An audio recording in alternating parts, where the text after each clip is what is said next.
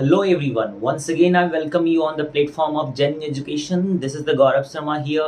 Now, this time इस session के अंदर हम लोग क्या देखने वाले हैं, जैसा कि हम लोग जानते हैं सीरीज का ये फर्स्ट लेक्चर होने वाला है, दैट इज द जीएसटी। जैसा कि मैंने आपको बोला था, इस सेशन के अंदर हम लोग क्या देखेंगे, जीएसटी से रिलेटेड सारे facts and figures. All right, जिसके अंदर हमारा इस लेक्चर का की पॉइंट्स क्या होने वाला है, जैसा कि आप बोर्ड्स के ऊपर देख सकते हो। फर्स्ट पॉइंट में हम लोग डिस्कस करेंगे information about GST. It means कि जीएसटी से रिलेटेड जो भी सारी नॉलेज है उसको हम जानेंगे। ये कब हमारे कंट्री में आया, गुड्स एंड सर्विसेज टैक्स का मतलब क्या होता है, जीएसटी लगने से पहले हमारे कंट्री के अंदर कितने तरह के टैक्सेस होते थे, इसके बारे में हम समझेंगे। मतलब each and everything you can see also from zero to hero level of GST हम आज इस सेशन के अंदर देखने वाले हैं। देन हम पढ़ेंगे सम इम्पॉर्टेंट टर्मिनोलॉजीज जीएसटी के अंदर जो होते हैं। इसके मतलब ये एक्चुअली जो है वो एक बिजनेस से रिलेटेड टॉपिक है जीएसटी, बट इसको मैथ्स में इंट्रोड्यूस किया गया है, तो इसका एक पर्पस है जिसको हम देखेंगे। तो सम इम्पॉर्टेंट टर्मिनोलॉजीज के अंदर हम क्या देखेंगे, like the cost price, selling price, list price, discount देखेंगे एंड और भी तरह की चीज़ों को हम देखने वाले हैं।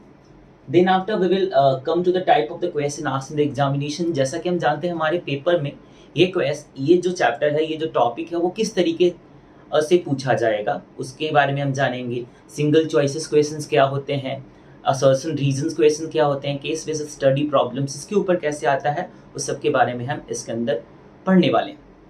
उसके बाद हम आएंगे प्रॉब्लम प्रैक्टिस करेंगे। जैसा कि मैंने आपको बताया था कि हर एक चैप्टर में मैं उन क्वेश्चन की प्रैक्टिस आपको कराऊंगा जिसकी पॉसिबिलिटी सबसे ज़्यादा होती है, क्योंकि एक स्टूडेंट लास्ट टाइम में किस तरह से पढ़ना चाहेगा ताकि उसका स्कोर बेटर है, वो उन क्वेश्चंस पे फोकस करना चाहेगा ज़्यादा से ज़्यादा जिसकी चांसेस काफ़ी ज़्यादा हो। और ये मेरी रिस्पॉन्सिबिलिटी है कि किस क्वेश्चंस को आपको देना है जो कि आपके लिए इम्पॉर्टेंट हो एग्जामिनेशन के पॉइंट ऑफ व्यू से और पर्सपेक्टिव से।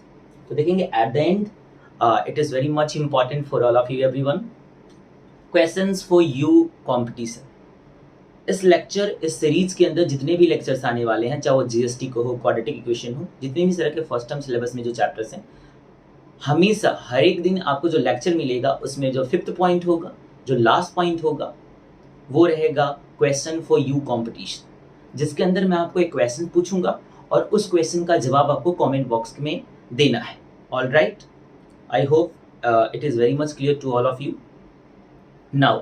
तो चलिए हम अपने सेशन को स्टार्ट करते हैं। तो सबसे पहले जैसा कि जीएसटी है, वो जीएसटी क्या है, it is goods and services tax. तो सबसे पहले ये समझते हैं ये गुड्स एंड सर्विस क्या होता है, तब हम टैक्स के ऊपर बात करेंगे। एवरीवन, गुड्स का मतलब होता है the thing, physical things that can be touched, जिसे हम छू सकते हैं, जिसे हम टच कर सकते हैं, वो गुड्स होते हैं। पेन, पेंसिल, जो भी हमारे सराउंडिंग्स में होती है उसको हम गुड्स के कैटेगरी में कंसीडर करते हैं। ऑन द अदर हैंड, जब हम सर्विसेज के बारे में बात करते हैं तो सर्विस का कुछ ऐसा डेफिनेशन है, the things which are other than goods, money and securities. अगर इसको सिंपल टर्म्स के अंदर आप समझो तो हम सर्विस के अंदर उन सभी चीज़ों को कंसीडर करते हैं जिसको हम लोग टच नहीं कर सकते, जिसको सिर्फ हम लोग एक्सपीरियंस, अनुभव कर सकते हैं। जैसे कि एक टीचर आपको क्या देता है, स्कूल में, कोचिंग क्लासेस में क्या देता है, आपको सर्विस देता है, पढ़ाने का काम करता है। डॉक्टर एक पेशेंट के, जब पेशेंट को देखता है, एग्जामिन करता है, तो वो क्या करता है, वो अपनी सर्विस देता है। एक सर्वेंट को जब अपने घर में हम हायर करते हैं तो वो क्या देता है, हमें सर्विस देता है। तो इन एग्जाम्पलों के जरिए आपको ये क्लियर हो गया होगा कि गुड्स एंड सर्विस में क्या डिफरेंस होता है। गुड्स मतलब क्या होता है, जिसे हम फिजिकली टच कर सकें। ऑल राइट, एंड सर्विस क्या होती है, the things other than goods, service and securities. All right, I hope it is clear to you. Now come to the first point, as I have mention over here in the key points. जैसा कि information about the GST, तो हम समझेंगे GST क्या है। तो जैसा कि मैंने आपको सबसे पहले बताया, जीएसटी का मतलब होता है गुड्स एंड सर्विसेज टैक्स। तो अब इंडिया, अपनी कंट्री के अंदर बात करेंगे ये कब आया, तो इट वाज ऑन 1 जुलाई 2017। ये 1 जुलाई 2017 को बीजेपी की गवर्नमेंट, हमारे प्राइम मिनिस्टर नरेंद्र मोदी के द्वारा अनाउंस किया गया था, जो कि 1 जुलाई 2017 को इंट्रोड्यूस हुआ था इंडिया में। अब सवाल यहाँ ये आता है, क्या ये जीएसटी जो है सिर्फ हमारे कंट्री में है या और भी ऐसे देश में बहुत सारे कंट्रीज हैं जहाँ ये जीएसटी है? अगर आप ऐसा सोच रहे हो कि सिर्फ ये हमारे कंट्री में है, तब तो आप गलत हैं। अगर ये आप सोच रहे हैं कि और भी कंट्री में है, देन यू आर राइट। ऐसे और भी कई देश हैं, approx we can say 161 countries in the world around, okay. 161 countries ऐसे देश में और पूरे वर्ल्ड में हैं जहाँ ये जीएसटी का कॉन्सेप्ट है। हम फर्स्ट कंट्री नहीं है जहाँ पे जीएसटी है, और भी कंट्री हैं जहाँ पे जीएसटी का कॉन्सेप्ट चलता है। All right, this is going to the most important point that you have to keep in your mind. All right, now we will talk about some important things here. GST itself contains 17 different taxes. मतलब कि जो GST होता है वो अपने आप में 17 taxes को मिला करके है। अगर हम माने कि ABCD ऐसे बहुत सारे टैक्सेस हैं, सिंगल टैक्स, तो ऐसे 17 डिफरेंट टैक्सेस को हम कंबाइन करेंगे तो हमारा एक जीएसटी इटसेल्फ बनता है। ऑलराइट, मतलब जीएसटी के अंदर 17 डिफरेंट टैक्सेस होते हैं। और एक और बात इंपॉर्टेंट मैं आपको बताऊं, तो हमारे कंट्री में जीएसटी लगने से पहले 2 तरह के टैक्सेस होते थे। First one is the indirect tax, another one is the direct tax. तो ये समझेंगे डायरेक्ट टैक्स क्या होता है और इनडायरेक्ट टैक्स क्या होता है। तो आप ये भी जानिए कि जो जीएसटी होता है वो एक इनडायरेक्ट टैक्स की कैटेगरी में आता है। कभी आपके एग्जामिनेशन में ये पूछा जाए कि GST is which kind of tax, you have to answer it is indirect tax. Indirect tax में क्या आता है? कस्टम ड्यूटी आती है, एक्साइज ड्यूटी आता है, एडिशनल एक्साइज ड्यूटी आता है। These are known as the indirect tax. And जब हम डायरेक्ट टैक्स की बात करते हैं तो property tax, gift tax, wealth tax, inheritance tax, alright, ये सब सारे टैक्सेस आते हैं। तो हमारा तो टॉपिक जीएसटी है, हम प्रिसाइजली बात करेंगे जीएसटी के बारे में। तो ये क्या है? एक तरह का इनडायरेक्ट टैक्स। ऑलराइट एवरीवन, उसके बाद हम ये देखते हैं कि जीएसटी कब कब लगता है। तो जीएसटी को लगने के पीछे की स्टोरी ये है कि जब जब हम किसी गुड्स और सर्विसेज को सेल करते हैं तो वहां पे लगेगा, या तो हमारे पास था हम किसी को ट्रांसफर कर रहे हैं तो भी लगता है। मतलब ये जो जीएसटी है हर एक मतलब ट्रांसफर ऑफ गुड्स पे लगेगा, और हम जब किसी ऑब्जेक्ट को, किसी गुड्स और किसी सर्विसेज को परचेज करते हैं या सेल करते हैं तब वहाँ पे ये लगेगा। क्या आपको ये क्लियर है? मैंने क्या जीएसटी के बारे में बोला? मेरा कहने का मतलब ये है कि जो जीएसटी होता है वो कहाँ कहाँ पे इम्प्लीमेंट होता है। जीएसटी जब हम कोई गुड्स को सेल करते हैं तब वहाँ पे लगेगा, या तो किसी गुड्स को ट्रांसफर करते हैं और सर्विस को ट्रांसफर करते हैं तो वहाँ पे जीएसटी लगने वाला है। I hope it is very much clear to you. और जैसा कि मैंने और पॉइंट्स आपको बताया, जो जीएसटी के अंदर है वो कितने टैक्सेस मिले हुए हैं? 17 डिफरेंट टैक्सेस। और ये कैसा टैक्स है? एक तरह का ये इनडायरेक्ट टैक्स है। ऑलराइट, और जैसा कि हमारे कंट्री के अंदर और भी डायरेक्ट टैक्सेस होते थे जीएसटी लगने से पहले, वो आज भी उसी तरीके से लग रहे हैं जैसे पहले लगते थे। सिर्फ इनडायरेक्ट टैक्सेस को मिला करके, इनडायरेक्ट 17 डिफरेंट टैक्सेस को मिला करके ये जीएसटी इंट्रोड्यूस किया गया। Is it clear?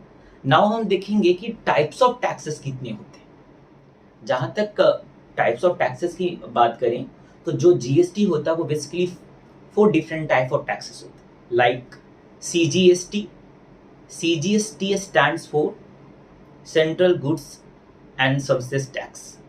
SGST, the another type of the tax is SGST. SGST means states goods or services tax. All right. Then we will talk about the IGST, integrated goods and services tax. Then after we will come to the point UGST. आपको सोच में आ रहा है कि UGST क्या है? Union Territory Goods and Services Tax. All right. So these are the 4 type of the taxes. The first tax is CGST, then after SCST, then after IGST, and at the last it is UGST. You can say GST, you can also say Union Territory Goods and Services Tax. All right. These are the 4 important type of tax. Now student, अब जो point हम discuss करेंगे वो examination के points of view से बहुत ही ज़्यादा important हो जाएगा। जैसा कि जो भी हमने पॉइंट्स रिवाइज किए इस वीडियो के अंदर में, जो भी मैंने आपको समझाया वो तो इम्पॉर्टेंट है ही, बट ये वेरी मच इम्पॉर्टेंट होने वाला है। इसके अंदर हम 2 अलग अलग तरह की टर्मिनोलॉजीज को समझेंगे।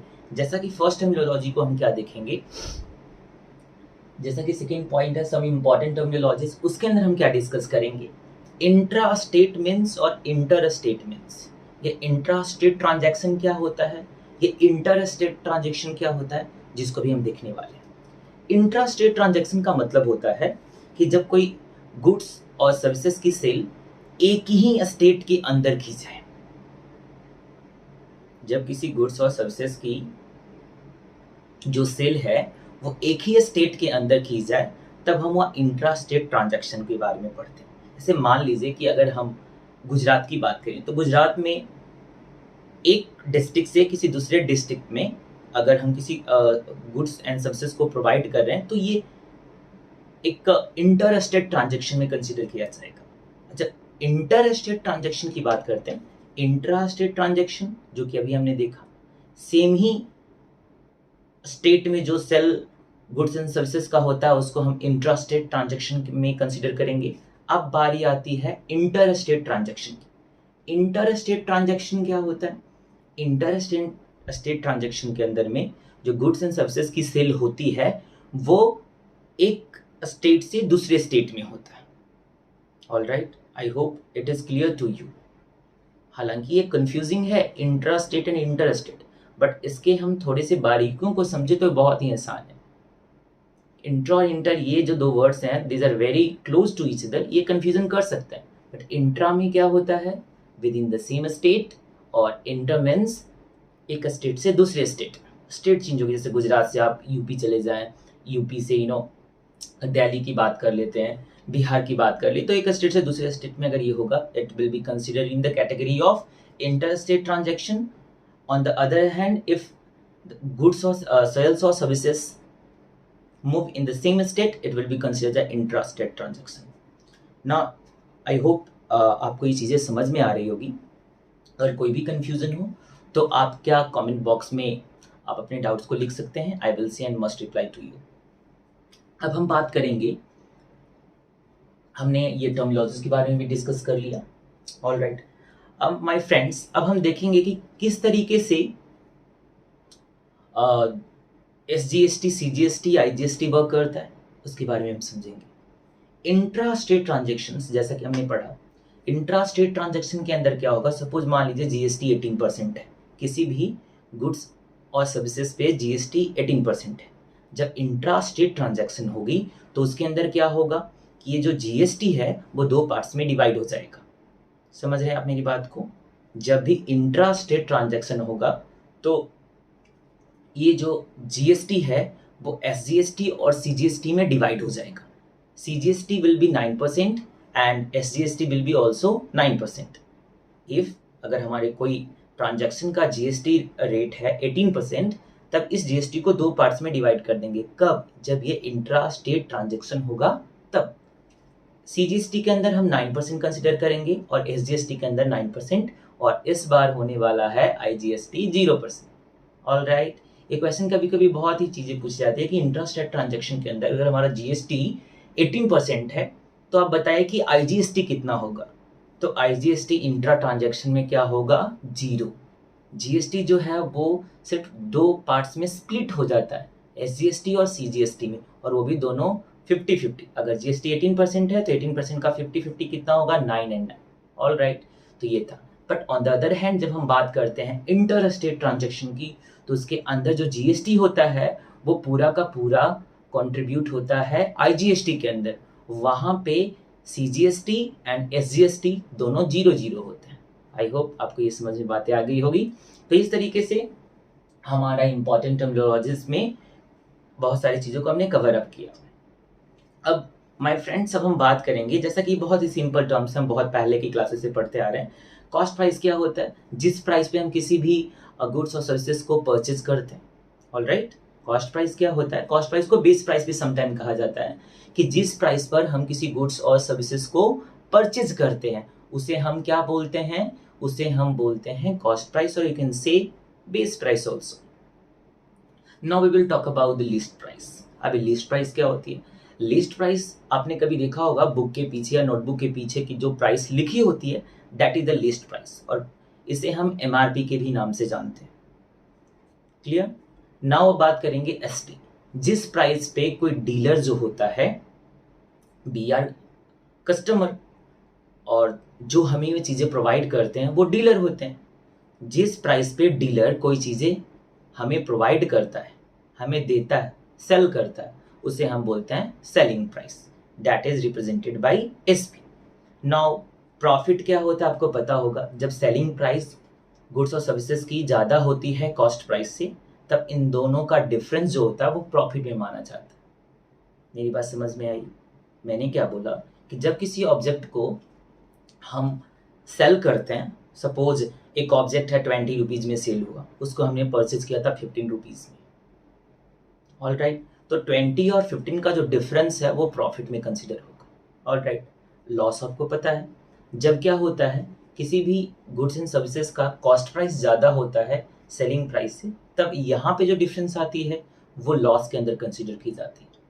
फिर profit percent, loss percent, we have said, ये सब हमारे लिए बहुत ही नॉर्मल बातें हैं कि जो भी पहले की क्लासेस में हमने पढ़ा है। वैसे अगर मैं हर एक टर्म्स को आपको क्लियर करने लगूँ तो ये वीडियो बहुत ही ज़्यादा बड़ा हो जाएगा, ऑल राइट। तो मैं ऐसा मान के चलता हूँ कि आप ये सब सारी चीज़ें आती होगी, ऑल राइट। मैं एग्जामिनेशन पर्सपेक्टिव से बात कर रहा हूँ यहाँ पे, तो आप समझ रहे होंगे। Now we will discuss the type of the questions asked in the examinations, all right. अब किस किस तरह के एग्जाम से हमारे क्वेश्चंस इस जीएसटी कॉन्सेप्ट के ऊपर पूछे जा सकते हैं।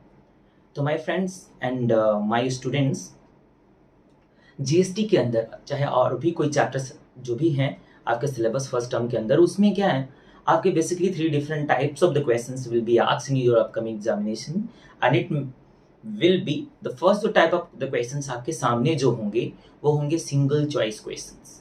मतलब आपको एक क्वेश्चन दिया होगा और उसके 4 ऑप्शन होंगे, उनमें से कोई एक ही ऑप्शन करेक्ट होगा, इसको बोलते हैं single choice questions, all right. Then जो next type of the questions पूछे जाएंगे that will be assertion and reason based questions, all right. ये बहुत सारे बच्चों को बहुत ज़्यादा कंफ्यूजिंग लगता है, बट हम क्वेश्चंस के जरिए इसको हम समझेंगे कि किस तरीके से हम असर्शन एंड रीजन के क्वेश्चंस को अटेम्प्ट करते हैं, वो आपको मैं बताऊँ। देन जब लास्ट में आता वो आता है case based study problem, all right. मतलब उसमें क्या होगा ना, आपको एक पैराग्राफ में क्वेश्चंस दिया होगा और उस क्वेश्चंस के जरिए के हेल्प से, उस पैराग्राफ के हेल्प से बहुत सारे क्वेश्चंस डिज़ाइन किए होंगे, उनको आपको आंसर करना है। केस बेस्ड स्टडी प्रॉब्लम को पैराग्राफ बेस्ड क्वेश्चंस भी आप कंसीडर कर सकते हो, क्योंकि एक पैराग्राफ दिया होता है और उसी के ऊपर बेस्ट क्वेश्चंस हमें पूछे जाते हैं, तो इसको देखेंगे। तो these are the 3 different types of the questions that will be asked in your paper, all right. The first one is the single choice questions, all right, MCQ, और you can say objective problem, जहाँ पे एक ही answer कोई right होगा। Second जो आएगा हमारा वो असर्शन एंड रीजन पे बेस्ड होगा, एंड द थर्ड आएगा that will be based on the case based study, और sometime it is also known as paragraph based questions. Is it clear everyone? Okay, तो अब हम बात करते हैं कि जैसा कि मैंने फर्स्ट, सेकेंड और थर्ड पॉइंट को कवर किया है अभी तक। अगर कोई भी डाउट आपको होता है तो जैसा कि मैंने बोला कमेंट बॉक्स में आप लिख सकते हो, I will must reply to you, all right. तो अब हम लोग स्टूडेंट्स देखेंगे कि किस किस तरह के प्रॉब्लम्स इसके ऊपर पूछे जाते हैं, ऑल राइट। तो हम प्रॉब्लम की प्रैक्टिस करेंगे। तो प्रॉब्लम के अंदर क्या होता है ना, कभी कभी हमें छोटे छोटे न्यूमेरिकल टाइप्स प्रॉब्लम इस पे पूछे जाते हैं, और नहीं तो कभी कभी क्या होता है इंट्रा स्टेट ट्रांजैक्शन के ऊपर क्वेश्चंस, इंटर स्टेट ट्रांजैक्शन के ऊपर क्वेश्चंस पूछे जाते हैं, ऑल राइट। और जो भी क्वेश्चंस आएगा वो क्या होगा ना, जीएसटी से सिंगल एक लाइनर क्वेश्चंस होगा, उसके अंदर कोई ज़्यादा इतना कॉन्सेप्ट छिपा नहीं होगा। अगर आपको इसके फैक्ट्स और फिगर्स पता है तो ये चीज़ें आपके लिए बहुत ईजी है, बस देखो और आंसर दो, ऐसी वाली स्टोरी होगी हमारे सामने। लो, उसके बावजूद भी हम कुछ क्वेश्चंस करते हैं जो कि हमारे एग्जामिनेशन पॉइंट ऑफ व्यू से ज़्यादा इंपॉर्टेंट है। तो I will take the help of the questions, all right. मैं क्वेश्चंस जो हैं बुक के अंदर, जो भी सैम्पल पेपर के अंदर क्वेश्चंस हैं, उनको मैं आपको क्लियर करने की यहाँ पे कोशिश करता हूँ कि आपको मैं वो समझा पाऊँ चीज़ों को जो आप बेहतर ढंग से देख पाएँ। तो हम बात करेंगे कुछ तरह के क्वेश्चंस की जो हमारे पास है। जैसा कि अभी फर्स्ट क्वेश्चन ये है, intra state means as per the Indian GST. Intra state transaction जो होता है वो इंडियन जीएसटी के अकॉर्डिंगली क्या होता है। आपके सामने ऑप्शंस रहेंगे कि बिटवीन 2 और more state, between 2 countries, between shopkeeper and consumer, and none of these, all right. First option क्या है, बिटवीन 2 और मोर स्टेट। सेकेंड ऑप्शन क्या है, between 2 countries. Third one is between shopkeeper and consumer, and D is what, none of these. तो as I have told you intra state transaction, but question में है inter state transaction. Inter state transaction क्या होता है? Between two और more state, एक state से बाहर, एक से ज्यादा भी हो सकता है। इंट्रा होता तो क्या होता? With in the same state. Clear है? आपको क्वेश्चन में देखना है इंट्रा है या इंटर। इंट्रा हुआ तो with in the same state, inter हुआ तो एक स्टेट से दूसरे स्टेट या दूसरे से तीसरे स्टेट भी हो सकता है। बिटवीन टू और more state, that will be the most appropriate option as per the question is concerned. All right.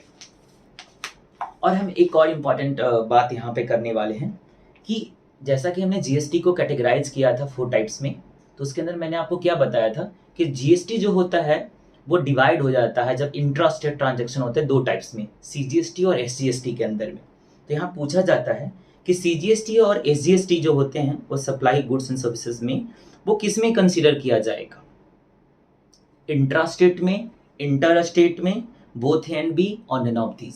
Students and my friends, ये सीजीएसटी जो और एसजीएसटी होगा वो इंट्रा स्टेट ट्रांजैक्शन के अंदर कंसीडर किया जाता है, जैसा कि मैंने आपको पहले भी बता रखा है। तो जो वंस अगेन मैं आपको ये बोलना चाहूँगा कि जो भी क्वेश्चंस आएंगे उसको आपको अच्छे से देखना है। और बस कभी कभी क्वेश्चंस तो ये होते हैं कि जो हमने पढ़ा है बस 1 लाइनर क्वेश्चन होता है, वहाँ पे क्लियर हो जाएगा। अब मैं थोड़े न्यूमेरिकल टाइप क्वेश्चंस के बारे में पूछ लेता हूँ आपसे और डिस्कस करते हैं। सपोज हम ऐसा मान के चलते हैं कि देखिए, अगर हमारे पास कोई ऑब्जेक्ट है, suppose we will take example here. Alright, object हमारे पास कोई है जिसकी जो प्राइस है, सपोज कॉस्ट प्राइस है वो 10,000 रुपीज है। ऑलराइट, इसके ऊपर हमें डिस्काउंट जो ऑफर किया गया है वो सपोज मान लीजिए कि 10% है, और जो जीएसटी है वो है 18%। क्लियर? हमारे पास क्वेश्चन के अंदर क्या है? एक ऑब्जेक्ट है जिसका कॉस्ट प्राइस है 10,000 रुपीज, देन डिस्काउंट जो ऑफर किया गया है दैट इज हियर 10%, और जो जीएसटी है वो 18% है। ये क्वेश्चंस के अंदर फाइंड क्या हमें करना है? हमें जीएसटी अमाउंट बताना है। जीएसटी अमाउंट कितना होगा? देन बात करेंगे बिल की, अमाउंट ऑफ बिल, अमाउंट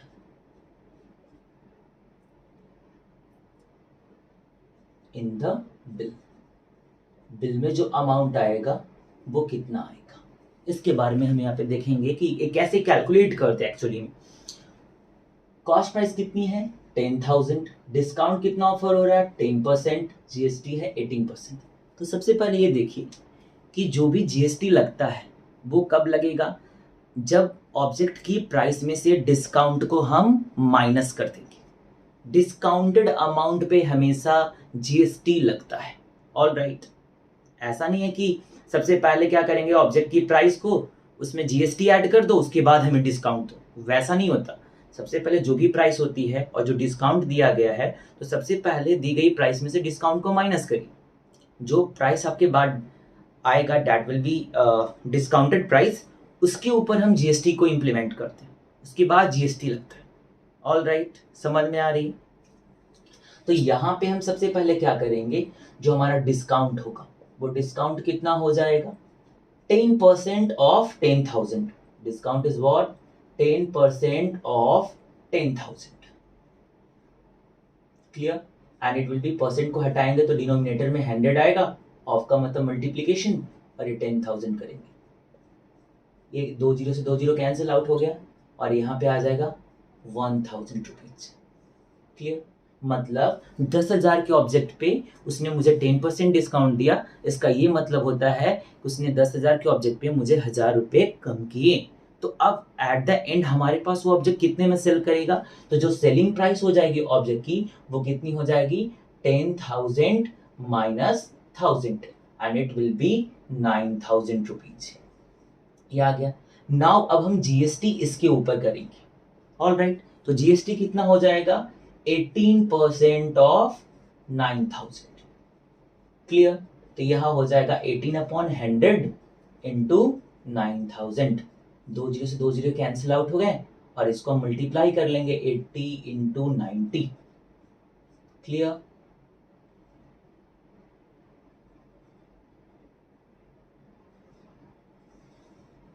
तो यहां से हमारा आ रहा है 1620। तो जो ये आया वो जीएसटी आया। जैसा कि फर्स्ट क्वेश्चन में पूछा गया था आपसे कि जीएसटी अमाउंट कितना होगा, तो इट विल बी 1620।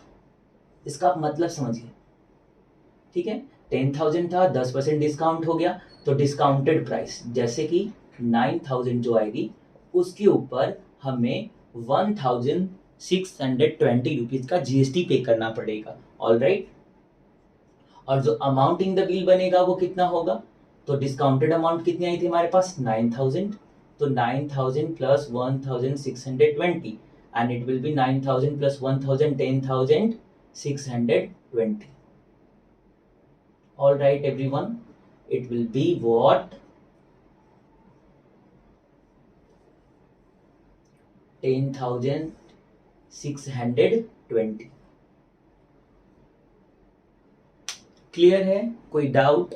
अगर कोई डाउट हो तो आप कमेंट बॉक्स के अंदर लिख सकते हो इस चीज को लेकर के। तो ये कुछ क्वेश्चंस थे हमारे लिए जो हमने देखे। इस पे कुछ नहीं, एकदम बहुत ही इजी क्वेश्चन पूछा जाएगा, ज़्यादा आपको कंफ्यूज नहीं होना। बस क्या करना है, जो आपके पास सैम्पल पेपर है उस साल का उसको एक बार रिवाइज कर देना है, इससे ये टॉपिक आपकी क्लियर हो जाएगी। जो भी हमने थ्योरेटिकल पार्ट देखा वो रिवाइज करना आपको, जो भी हमने टर्मिनोलॉजी डिस्कस की, जो भी मैंने टाइप ऑफ क्वेश्चंस देखे हैं उसको हमने जो डिस्कस किया वो हो गया ये। और ये जो भी क्वेश्चन देखा, अगर आपको ऐसा लगता है कि इसके ऊपर हम और क्वेश्चंस प्रैक्टिस करनी चाहिए और भी कुछ ऐसा रीजन के क्वेश्चंस है, तो आप कमेंट बॉक्स में जरूर लिख सकते हैं कि हमें एक और वीडियो चाहिए जिसके अंदर हम इसके पूरे कंप्लीट क्वेश्चंस को देखना चाहते हैं, तो मैं आपके लिए वो जरूर वीडियो बनाऊंगा। That depends on the students कि वो ऐसा चाहते हैं या नहीं। All right. तो my friends, at the last points, question for you competition. ये क्या है क्वेश्चन फॉर यू कंपटीशन? आपको माइंड में ऐसा चल रहा है ये क्या पूछा जा सकता है? All right. तो क्वेश्चन ये है कि इंडिया में कहाँ या किस स्टेट के अंदर जीएसटी नहीं लगता, आपको ये बताना है। इंडिया में कौन सी ऐसी जगह है, कौन सा ऐसा स्टेट है जहाँ पे जीएसटी नहीं लगता है। और एक और चीज़ मैं आपको बताना चाहूँगा एंड में कि ऐसी बहुत सारी चीज़ें होती है जीएसटी के अंदर। हमारी जो गवर्नमेंट होती है तो बहुत सारी चीज़ें जो होती है वो जीएसटी फ्री भी होती है। ऑलराइट। जीएसटी 0% भी लगता है, 5% भी लगता है, 12% भी लगते हैं, 18% भी लगता है, 24% भी लगते हैं, लेकिन 28% भी लगते हैं। तो अनपैक्ड जो आइटम्स होती है, अनपैक्ड, उस पर ऊपर जीएसटी नहीं लगता, दैट इज जीएसटी फ्री। जैसे कि हम फ्यूल में बात कर लें, सीएनजी, पेट्रोल, डीजल, इसके ऊपर नहीं जीएसटी लगता है। और भी हमारा जो ग्रॉसरी जो चीज़ें होती है खाने पीने वाली, उनमें भी जीएसटी नहीं लगता है। तो आई होप ये सेशन आपके लिए काफ़ी ज़्यादा इम्पॉर्टेंट रहा होगा। अपने इसमें से जीएसटी के काफ़ी सारे फैक्ट्स एंड फिगर को देखा होगा, अपने एग्जामिनेशन प्रिपरेशन के लिए आपको ये हेल्प करने वाला है। All right. तो अगर आपको ये वीडियो इम्पॉर्टेंट लगा हो, आपके एग्जामिनेशन के लिए मीनिंगफुल लगा हो, तो हमें सपोर्ट करें। सपोर्ट इन द सेंस, किसी भी टीचर को सपोर्ट करने का क्या मतलब होता है? जब मैं यूट्यूब पे मैं आपके लिए वीडियो बनाता हूँ तो उसमें आपको करना क्या होता है कि वीडियो को देखें, चैनल को शेयर करें, लाइक करें, सब्सक्राइब करें एंड ऐसे ही पढ़ते रहें और मैं आपके लिए नए नए वीडियो बनाता रहूँगा और इसी तरीके से आपकी मैं हेल्प करता रहूँगा। That's all for today everyone and have a nice day and take care of yourself.